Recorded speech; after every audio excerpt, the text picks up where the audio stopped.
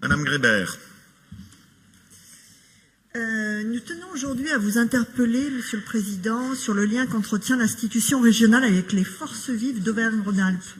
Nous sommes particulièrement préoccupés par l'image que notre collectivité renvoie à nos partenaires et aux concitoyens. Aujourd'hui, notre collectivité a perdu toute crédibilité et pire encore, elle n'est plus en mesure d'assurer les tâches les plus élémentaires d'un service public efficace et moderne. Le constat est accablant.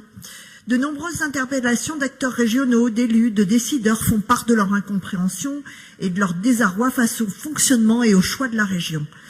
Alors, nous faisons d'ailleurs ce travail en interpellant les vice-présidents, présidents de commission, sans réponse d'ailleurs de leur part.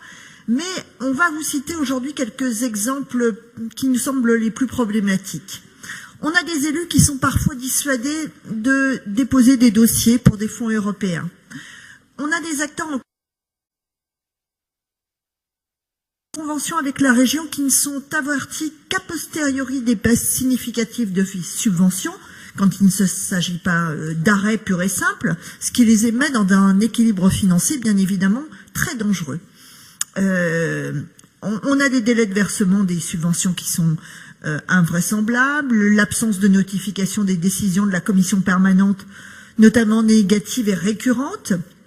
Les services régionaux sont injoignables, souvent faute de postes pourvus, et quand ils sont joignables, ils ne savent pas quoi répondre. Et puis, les modalités d'accès aux dispositifs régionaux ne sont pas toutes rendues publiques, et les dépôts de dossiers sont donc quasiment impossibles, par exemple sur le fonds d'intervention de la vie associative voté en février 2017. Et les décisions sont souvent infondées, car sans critères, sans explication, sans dialogue possible, ou avec des critères qui ne correspondent pas aux objectifs fixés, à l'instar par exemple du théâtre de Privas, qui s'est vu renier des subventions sans motivation particulière, en tout cas sans lien avec les critères que vous aviez annoncés.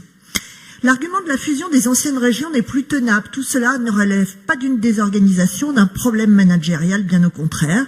Cette situation est le fruit de choix politiques et d'une méthode de gestion de l'administration et de votre exécutif au service de l'ambition d'un seul homme qui semble fondé essentiellement sur l'inégalité de traitement et le clientélisme.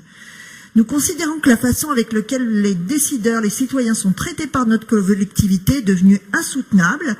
L'arbitraire et l'opacité ne peuvent pas être les fondements du fonctionnement de l'institution régionale et nous vous demandons, Monsieur le Président, quelles sont les mesures que vous comptez engager pour renouer le lien aujourd'hui rompu avec les forces vives d'Auvergne-Rhône-Alpes. Je vous remercie.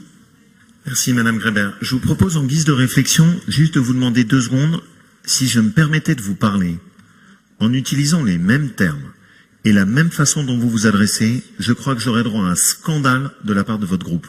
Je vous amène à réfléchir sur les propos que vous utilisez et les mots qui sont les vôtres, Madame Grébert.